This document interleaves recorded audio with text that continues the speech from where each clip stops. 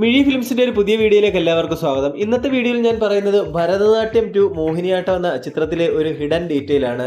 ചിത്രം കണ്ട ഒരു ആരാധകൻ സോഷ്യൽ മീഡിയയിൽ പങ്കുവച്ചതാണ് ഈ ഒരു കാര്യം. ഭരതനാട്യവും അതിന്റെ രണ്ടാം ഭാഗമായിട്ടുള്ള മോഹിനിയാട്ടം എന്ന ചിത്രവും നിങ്ങൾ കണ്ടിട്ടുണ്ടെങ്കിൽ ഈ വീഡിയോ പൂർണ്ണമായിട്ട് കണ്ടതിന് ശേഷം നിങ്ങളുടെ അഭിപ്രായങ്ങൾ നിങ്ങൾ കമന്റ് ബോക്സിലൂടെ രേഖപ്പെടുത്തുക. ചേർത്തലക്കാർ ജാഗ്രത എന്ന് പറഞ്ഞുകൊണ്ടാണ് തുടങ്ങുന്നത്.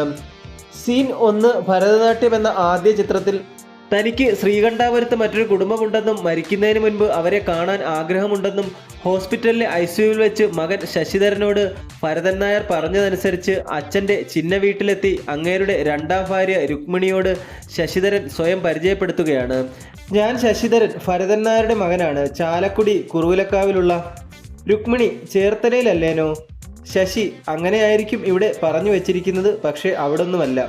സീൻ 2. മോഹിനിയാട്ടം. ഭരതൻ നായരുടെ മരണത്തിനു ശേഷം രുക്മിണിയും മകനും പുതുതായി ഗൃഹപ്രവേശം നടത്തിയ ശ്രീകണ്ഠാപുരത്തെ വീട്ടിലേക്ക് ജഗജാല കില്ലാടി ഗോവിന്ദരാജ തൻ്റെ പുതിയ ഉഡായിപ്പ് പ്ലാനുമായി ഗൃഹപ്രവേശത്തിൻ്റെ ഗിഫ്റ്റായ പ്രഷർ കുക്കർ സഹിതം എത്തി ഉമ്മറത്തിരുന്ന് കുശലാന്വേഷണം നടത്തുന്നതിനിടെ അങ്ങോട്ടേക്ക് അകത്തെ മുറിയിൽ നിന്ന് ശശിധരനും എത്തുന്നതാണ് രംഗം.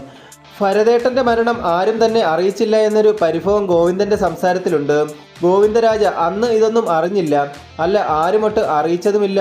അല്ലായിരുന്നേൽ എങ്ങനെയും തേടിപ്പിടിച്ച് ചേർത്തലയ്ക്ക് വന്നേനെ.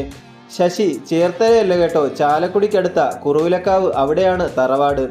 ഈ രണ്ട് സീനുകളും ചേർത്ത് വായിക്കുമ്പോൾ തോന്നുന്ന ഒരു കാര്യം, ഭരതൻ നായർ ചാലക്കുടിയിലും ശ്രീകണ്ഠാപുരത്തുമൊക്കെ ചെയ്തു വെച്ചത് ചെറുതാണ്. ചേർത്തലയിൽ അതിലും വലുതെന്തോ പുള്ളി ഒപ്പിച്ചു വെച്ചിട്ടുണ്ടാകാം. ഇനിയിപ്പോൾ ചാലക്കുടിയും ശ്രീകണ്ഠാപുരവും ഒക്കെ ഫേക്കും ഭരതൻ മൂപ്പരുടെ ഒറിജിനൽ ടെറിട്ടറി ചേർത്തലയുമാണോ? അതോ തനിക്ക് ഒരു ബന്ധവുമില്ലാത്ത ചേർത്തല എന്ന സ്ഥലത്തിൻ്റെ പേര് പുള്ളി ചുമ്മാ തള്ളിയതാണോ? ആർക്കറിയാം. എന്തായാലും മൂന്നാം ഭാഗത്തിൽ ചേർത്തലയെപ്പറ്റി എന്തെങ്കിലും ഉണ്ടാകുമെന്ന് നമുക്ക് പ്രതീക്ഷിക്കാം. നിങ്ങളുടെ അഭിപ്രായം എന്താണെന്ന് കമൻറ്റ് ബോക്സിൽ രേഖപ്പെടുത്തുക. ഇന്നത്തെ വീഡിയോ ഇഷ്ടപ്പെട്ടെങ്കിൽ നിങ്ങളുടെ അഭിപ്രായങ്ങൾ കമൻറ്റ് ബോക്സിൽ രേഖപ്പെടുത്തുക. ലൈക്ക് ചെയ്യുക, ഷെയർ ചെയ്യുക.